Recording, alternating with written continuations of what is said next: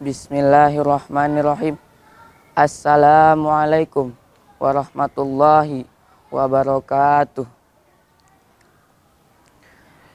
Innal hamdalillah nahmaduhu wa nasta'inuhu wa nastahdihi wa na'udzu billahi min syururi anfusina wa min sayyiati a'malina. Man yahdihillahu fala mudhillalah wa man yudlil fala hadiyalah. Asyhadu an la ilaha illallah wahdahu la syarika lahu ya'lamu kha'inatal a'yun. Wa asyhadu anna sayyidana Muhammadan abduhu wa rasuluh sayyidul awwalin wal akhirin. Allahumma salli wa sallim wa barik ala sayyidina Muhammad wa ala alihi wa sahbihi ajmain. Amma ba'du. Saudara-saudaraku sekalian, seperti yang kita ketahui bahwa puasa merupakan salah satu ibadah terbesar dan sebaik-baiknya amalan ketaatan. Dan puasa pada bulan Ramadan merupakan puasa tertinggi dan wajib hukumnya bagi semua umat muslim. Karena pada bulan ini terdapat begitu banyak kemuliaan dan keberkahan. Maka dari itu, marilah kita banyak-banyak melakukan kebaikan seperti judul yang akan saya bawakan, yaitu 6 jalan menuju kebaikan. Kebaikan diistilahkan dengan islah, ihsan, khair, dan albir. Sebagaimana firman Allah, A'udzubillahi minasyaitonirrajim. Bismillahirrahmanirrahim. Wa man ahsanu dinan mimman aslama wajhahu lillahi wa huwa muhsinun.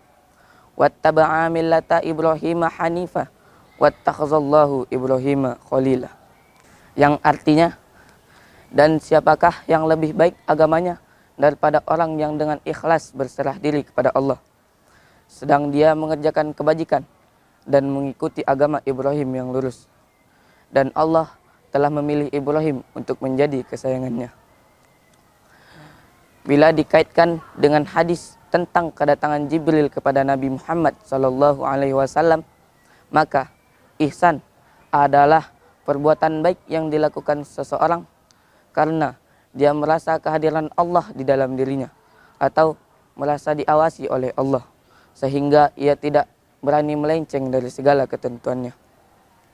Sedangkan kata baik dalam arti bir bisa dilihat pada surah Al-Baqarah ayat 177 yang artinya, kebajikan bukanlah menghadapkan wajahmu ke arah timur atau barat, tetapi kebajikan itu adalah kebajikan orang-orang yang beriman kepada Allah, hari kiamat, malaikat-malaikat, kitab-kitab, dan nabi-nabi, dan mereka yang memberikan harta yang mereka cintai kepada kerabat, anak yatim, orang miskin, musafir, peminta-minta, dan untuk memerdekakan hamba sahaya yang melaksanakan sholat dan menunaikan zakat, dan orang yang menepati janji apabila ia berjanji, dan orang yang bersabar di dalam kemelaratan, penderitaan, dan dalam masa peperangan. Mereka itulah orang-orang yang benar, dan mereka itulah orang-orang yang bertakwa. Sedangkan kata baik dalam arti islah bisa dilihat pada firman Allah pada surah Al-Baqarah ayat 220 yang artinya, tentang dunia dan akhirat mereka bertanya kepadamu Muhammad tentang anak yatim. Katakanlah, memperbaiki keadaan mereka adalah baik. Islah atau berbuat baik sering digunakan di dalam kaitan hubungan baik antara sesama umat muslim. Di dalam ensiklopedia Hukum Islam jilid 3 halaman 740 dinyatakan bahwa islah adalah perbuatan baik yang wajib dilakukan oleh semua umat muslim. Penekanan islah ini lebih terfokus kepada kaitan hubungan baik antara sesama umat muslim untuk memenuhi perintah Allah Subhanahu wa taala. Di dalam Al-Qur'an, Allah menegaskan bahwa manusia diciptakan dengan bentuk yang sebaik-baiknya, dan kemuliaan manusia itu terletak pada iman dan amal solehnya. Disinilah letak pentingnya berlomba-lomba dalam kebaikan, sebagaimana firman Allah pada surah Al-Baqarah ayat 148 yang artinya, dan setiap umat memiliki kiblat yang ia menghadap kepadanya. Maka berlomba-lombalah kamu dalam kebaikan. Dimanapun kamu berada, pasti Allah akan mengumpulkan kamu semuanya. Sungguh Allah Maha Kuasa atas segala sesuatu. Saudara-saudaraku sekalian, ada beberapa hal yang bisa dijadikan pedoman agar kita bersemangat melakukan kebaikan pada bulan yang suci ini. Yang pertama, niat yang ikhlas. Ini merupakan faktor utama dalam melakukan kebaikan. Karena dengan niat yang ikhlas, hati kita menjadi ringan dan akan sangat mudah untuk melakukan kebaikan. Walaupun kita disororkan dengan amalan-amalan yang berat, kita tetap akan mudah sekali untuk melakukannya. Yang kedua, cinta kebaikan dan orang yang baik. Ini akan membuat seseorang antusias untuk melakukan kebaikan. Yang ketiga, merasa beruntung bila melakukan kebaikan. Bila seseorang melakukan kebaikan, maka akan sangat banyak keuntungan yang akan didapatkannya.